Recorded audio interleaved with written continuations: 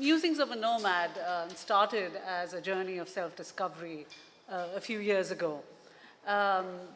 Yes, it was a search for some answers within to certain challenges externally. And I, for one, very strongly believe that the answers more often lie within us rather than in our external environment. So I had to turn inwards to find some answers, yes. But did you find the answers? To some, yes. To some questions. To some questions. Then how does a book that you write primarily for yourself, how does that resonate with others? If it's such, otherwise it's a lonely kind of situation where you're talking to yourself. But how does it become relevant to this audience? So Musings of a Nomad is essentially a collection of essays on a very wide range of themes that each one of us, in the silent space of our heart and mind, think about every day.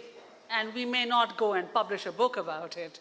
But to your question, it resonates. So if I talk about solitude and how to deal with a sense of crippling loneliness abroad, I think that is something that resonates with a lot of people who may even be surrounded by friends, but have a sense of being isolated.